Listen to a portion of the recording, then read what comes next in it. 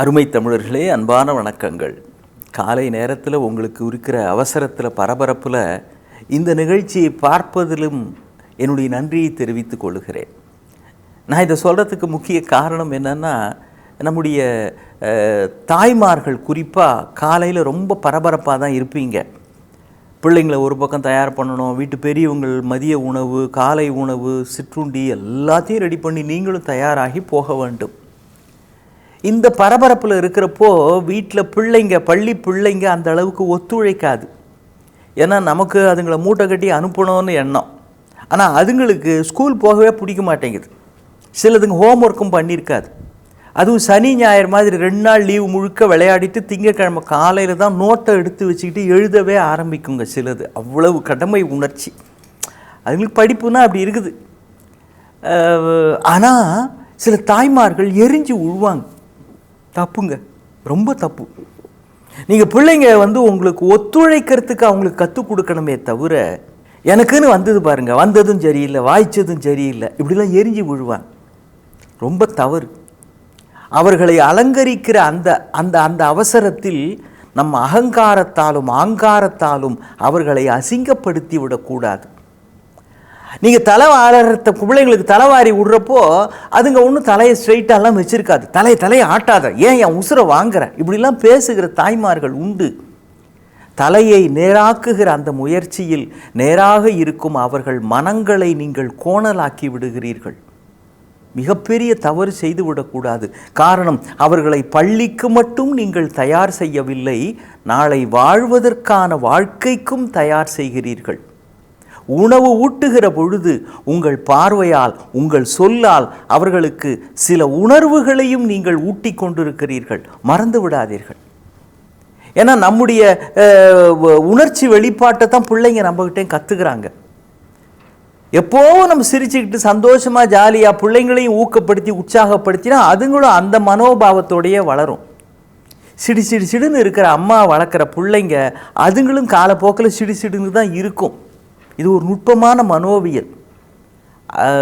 ஒரு ஊதுவத்தி ஏற்றின அறையில் நீங்கள் இருந்தீங்கன்னா அந்த வாசனை உங்கள் மேலே படிகிற மாதிரி, அல்லது அறையினுடைய வாசம் என்னவோ அது அங்கே வாசம் செய்கிறவர்கள் மேலும் படிவது மாதிரி தான் எந்த மாதிரி உணர்வோடு அம்மா பிள்ளைங்களை வளர்க்குறாங்களோ அது பிள்ளைங்க பேர்லேயும் மனசுலேயும் படியும். அதனால் உங்கள் அவசரம் என்பது வேறு, பரபரப்பு என்பது வேறு. ஆனால் இதற்காக பிள்ளையை கொஞ்சம் கொஞ்சமாக பக்குவப்படுத்துவதாக நினைத்து பாழடித்து விடக்கூடாது. அந்த சின்னஞ்சிறு மனசில் எதை போடுகிறோமோ அதுதான் வளரும். பிள்ளைங்களை வளர்க்குறது ஓவியம் தீட்டுற மாதிரி. நீங்கள் எந்த வகையான கோடுகள் போடுகிறீர்கள்ன்றதை வச்சு தான் என்ன ஓவியம் அங்கே உருவாக போகிறதுன்றதே முடிவாகிறது. தாமஸ் ஆல்வா எடிசன் பெரிய அறிவியல் மேதை இருக்கிறாரே, அவர் இந்த மின்சார பல்பை கண்டுபிடிச்சதுக்காக அவருக்கு ஒரு விழா எடுக்கிறாங்க. அந்த விழா நடத்துகிறவங்களாம் காலையிலேயே அவருடைய வீட்டுக்கு வந்துட்டாங்க. ஐயா, இன்றைக்கி மாலை உங்களுக்கு அந்த பாராட்டு விழா நடத்தலாம்னு இருக்கிறோம் அப்படின்னு அது சம்மந்தமாக பேசுகிறதுக்காக வந்திருக்கிறாங்க. அந்த பல்பை காமிச்சிங்கன்னா அதை நாங்கள் அப்படியே மேடையில் அலங்கரித்து வச்சு அதை எப்படி டிஸ்பிளே பண்ணலாம்னு நம்ம திட்டமிடலாம் அப்படின்றார். உடனே எடிசன் தன்னுடைய உதவியாளர்கிட்ட சொல்கிறார், அந்த பல்பை எடுத்துகிட்டு வாங்க. அவர் ஒரு மகத்தான கண்டுபிடிப்பு, அதுக்கு இன்றைக்கி பாராட்டு விழா அப்படின்னு உற்சாகத்தில் அதை எடுத்துக்கிட்டு வேக வேகமாக ஓடி வரப்போ அந்த பல்பு கை தவறி கீழே விழுந்து உடஞ்சி போயிடுது. ஆடி போயிட்டாங்க எல்லாரும். என்னடா இது, இன்றைக்கி சாயங்காலம் விழா, இப்போ போய் இது உடச்சிட்டாரே அப்படின்னு. எடிசன் ஒன்றும் கவலையே படலைங்க. சரி நம்ம சாயங்காலம் தானே விழா, அதுக்குள்ளே இன்னொரு பல்பு ஒன்று ரெடி பண்ணிக்கலாம் அப்படின்ட்டு மாலை அதற்குள் இன்னொரு மின் விளக்கு அதை தயார் செய்து மறுபடியும் அவரையே கொண்டு தர சொன்னார். என்னங்க, காலைல தான் அவர் எடுத்துகிட்டு வரப்போ கீழே போட்டு உடச்சிட்டாரு, திரும்ப அவரையே கொண்டு வர சொல்கிறீங்களேன்னு அவர் சொன்னார். பாருங்க, அற்புதமான பதில். இல்லை, காலையில் உடைந்து போனது அந்த பல்பு மட்டும் இல்லை, அதுக்காக அவரை வேணாம் அப்படின்னு சொல்லியாச்சு அப்படின்னா அவருடைய மனசு ரொம்ப சங்கடப்படும். அவர் என்னுடைய உதவியாளர் தான், ஒரு பல்பு உடஞ்சா பரவாயில்ல, ஆனால் அவருடைய மனசு உடஞ்சி விடக்கூடாது, அதை என்னால் மீண்டும் உருவாக்க முடியாது. உடைந்து போன மின்சார பல்பு என்னால் 100 கணக்கில் உருவாக்க முடியும், மனம் உடைந்தால் உருவாக்க முடியாது அப்படின்னு ஒரு பெரிய அறிவியல் மேதை சொல்லுகிறார்.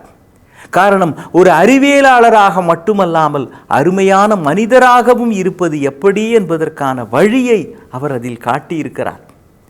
ஒரு உதவியாளரையே இப்படி அவர் கையாளுகிறார்ங்கிறப்போ நம்முடைய வாழ்நாள் முழுவதும் கூடவே இருக்கிற நம்முடைய பிள்ளைகளை எவ்வளவு மென்மையாக, நாசுக்காக, பக்குவமாக தினம் தினம் நாம் கையாள வேண்டும்ங்கிறத நம்முடைய தாய்மார்கள் காலை நேரத்திலே புரிந்து கொள்ள வேண்டும். ஒரு ஜென் துறவி தான் ஒரு வீடு இரவு நேரம் 2 திருடனுங்க உள்ளே பூந்துட்டானுங்க. அதை பார்த்த உடனே அவர் அழ ஆரம்பிச்சிட்டார். ஐயோ சாமி, ஏன் அழுவுறீங்க, நாங்கள் உங்களை ஒன்றும் பண்ண மாட்டோம், கவலைப்படாதீங்க அப்படின்னு அவங்க சொல்கிறாங்க. அவர் சொன்னார், இல்லை, பெரிய பெரிய பணக்கார வீட்டில் திருட போயிருந்தீங்க அப்படின்னா உங்களுக்கு தேவையானது கிடைக்கும். இது ஒரு சாதாரண துறவியோட இடம், உங்களுக்கு ஒன்றுமே எடுத்துகிட்டு போகிறதுக்கு இல்லையே, அதை நினச்சா தான் எனக்கு வருத்தமாக இருக்குது. வேணா இந்த போர்வையை எடுத்துகிட்டு போகிறீங்களா? அவர் ஒரு போர்வை போத்திருக்கிறார், வெளியில் ரொம்ப குளிராக இருக்குது, இதை வேணால் எடுத்துகிட்டு போங்களேன், என்னால் குளிரை தாங்க முடியும், பாவம் நீங்கள் வெளியில் போகிறீங்க, உங்களுக்கு குளிர் தாங்காது, இதை வேணால் வச்சுக்கிறீங்களா அப்படின்னு கேட்டார். இப்போ திருடர்கள் கண்களிலே கண்ணீர் வந்து விட்டது. அன்பு மொழி கேட்டு விட்டால் துன்ப நிலை மாறிவிடும்னு கண்ணதாசன் வரி ஒன்று உண்டு. மென்மையான வார்த்தைகளால், மென்மையான அணுகுமுறைகளால் திருடர்களை கூட மாற்ற முடியும் என்கிற பொழுது உங்கள் வீட்டு செல்லங்களையா உங்களால் திருத்த முடியாது. அவர்கள் கொஞ்சம் முன்பின்னாகத்தான் இருப்பார்கள்.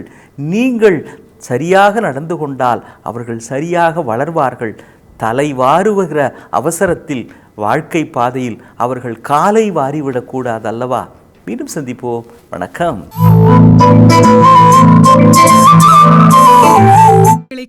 சன் லைஃப் சேனலை சப்ஸ்கிரைப் பண்ணுங்க.